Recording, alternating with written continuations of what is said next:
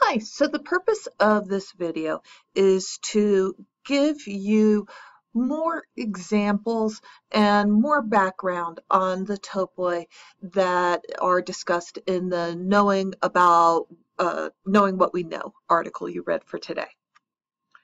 So, and four topoi were discussed in the article that you should have already read.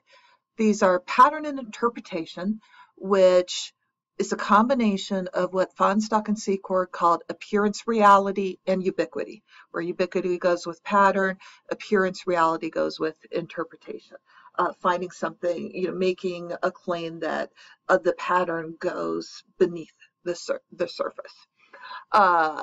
It's specifically in literary studies. Conceptual lens or theoretical lens, which Fahnestock and Secor call paradigm.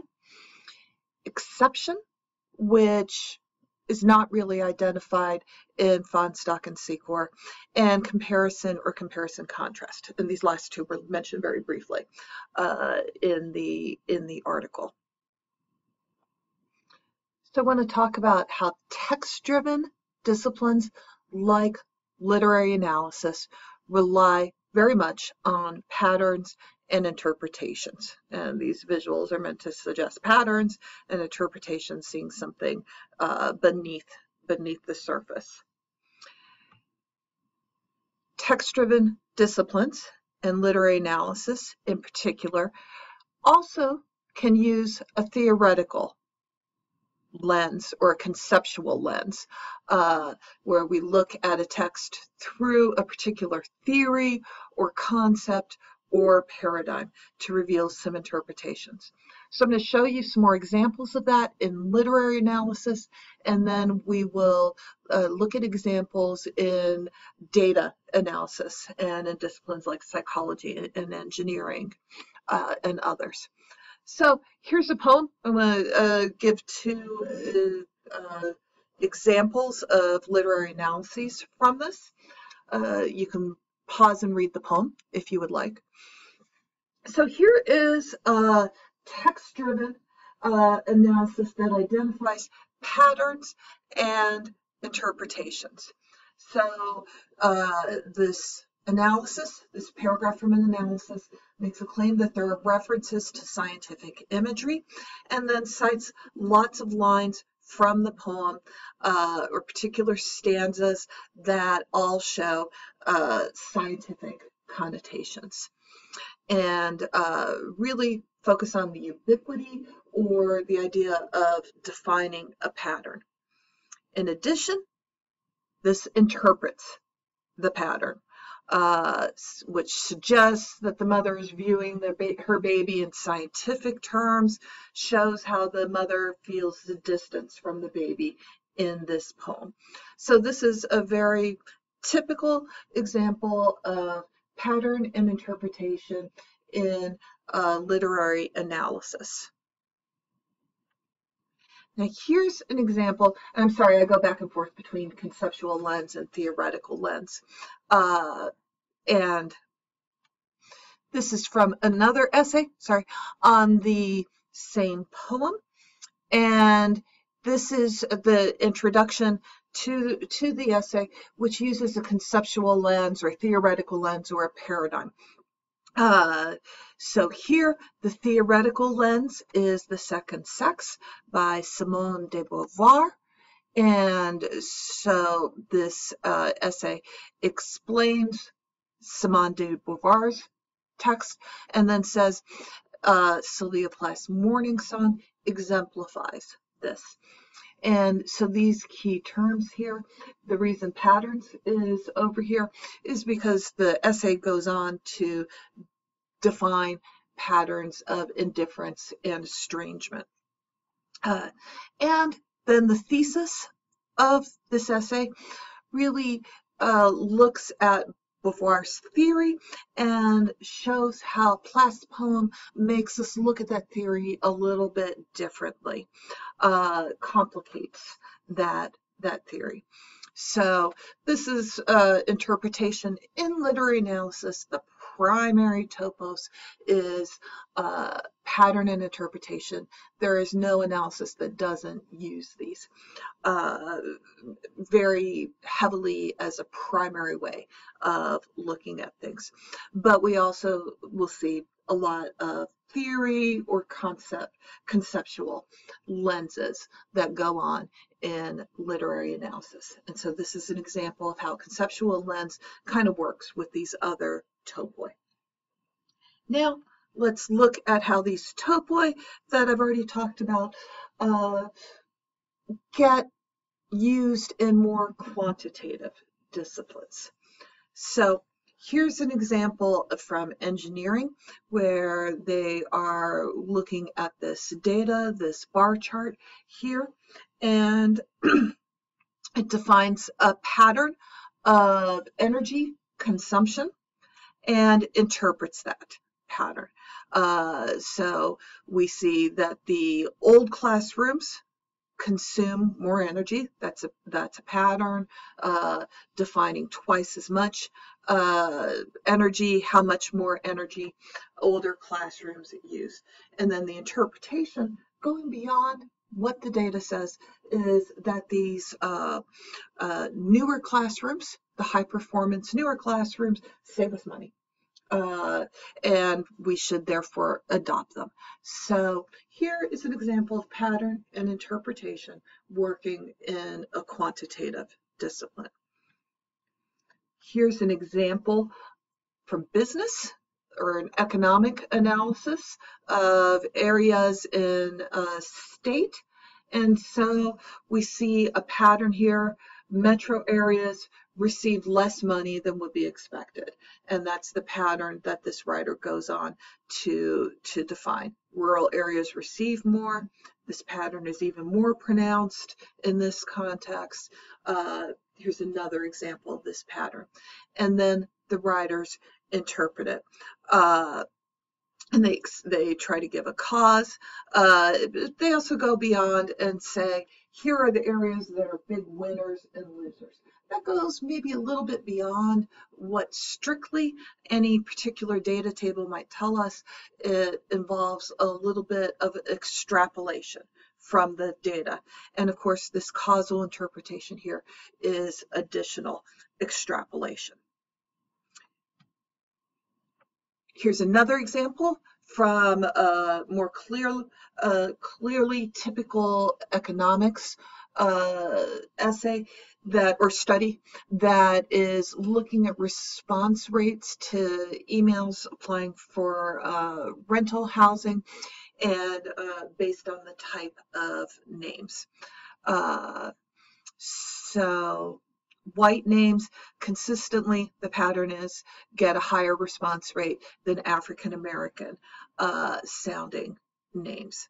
And so then the interpretation of this data, of what strictly follows from the data that was collected, is that this is discrimination against African Americans.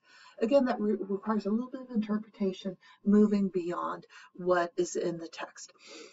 This is really important to keep in mind because in literary analysis, one of the things that teachers really have to work on with students is to get them to move away from summarizing, from just restating what they have read, and get them to interpret. And this is actually the same problem that we see in data-driven text and quantitative text, that with student writing, we might get the students to talk a little bit about exactly what the table shows, but getting them to move to the interpretation, explain it, and show the chain of reasonings from the patterns that they identify to the interpretation requires more work. It's something that students need to be taught, they need to be encouraged to do. So the same sort of deficits that we see in literature and writing about literature, we also see in writing about numbers here. Now, this is from a concept-driven paper in sociology, and in this case, the writer has defined a pattern. Women are more likely than men to report interrupted sleep. and report several ways that their data shows it in different rows, different ways of slicing up the data. And then this provides support for a theory that is called the gendered expectations perspective. So, and lots of research in psychology and sociology are really about defining some sort of concept, some sort of framework for looking at the world and collecting data to kind of test, does this framework hold? So this framework here is gendered expectations perspective. Other ones might be the theory of backlash or racial experience backlash. Or there's a theory often in gender studies called the warmth competence dilemma. And so researchers might collect data that helps illustrate or refine that particular theory. Here's another one, backlash for stereotype violation. This is the theory, and they're making the interpretation that this data that they are discussing confirm this theory, and that Asians, as well as, say, African Americans or other minority racial groups, also experience backlash for stereotype violation. Again, the writers talk about pattern, a trend that they see in the data, something that is recurring, and use this pattern to refine the theory of racial backlash here. All of these examples of quantitative argument that I've just shown also have a lot of comparison and contrast, which is another topoi that we briefly mentioned in the article. This is not a primary topos in literary studies. It is very clearly, though, a primary topos in many other disciplines. So, and we see this comparison contrast language throughout these excerpts that I've pulled out. So from all 4 or 5 of those, there's a lot of comparison language, as well as that patterns language. Here's from the last one, doing lots of comparison language.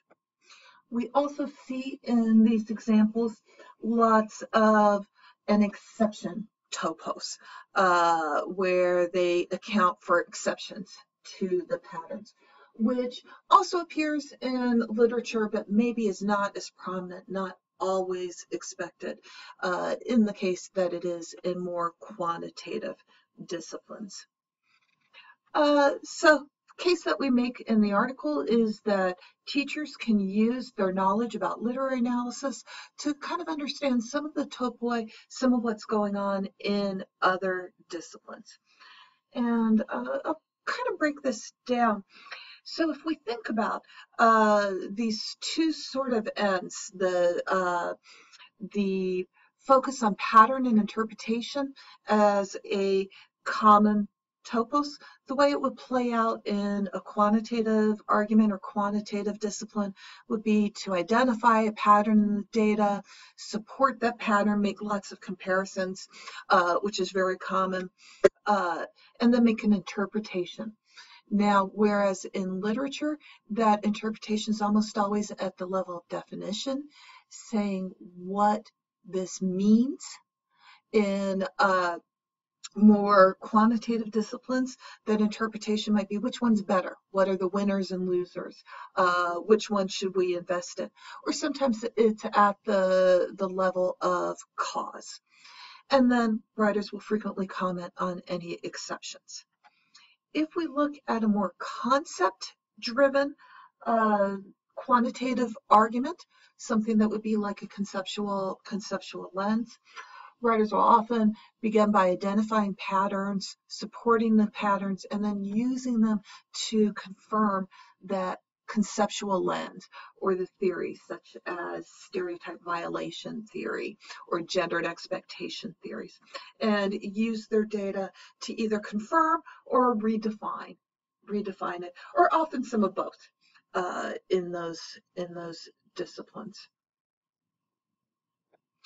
So I'm hoping that these examples clarify a little bit more, and hopefully they don't totally confuse you, but if they do, then let's start off class with that confusion. Please own it. And what I would like those who are enrolled in 6 units to do is to try to find an example of an article or student paper. So you can go on Google Scholar for articles, or if you've written a paper of a discipline other than literature that uses some kind of conceptual lens, some kind of theory, some kind of idea or concept that they're advocating, and bring that in and be prepared to do a little bit of show or tell with it. I have also included here a copy of an essay from Literary Analysis that uses Du Bois's concept of double consciousness and the veil to analyze a poem. So you can see a full essay that uses that.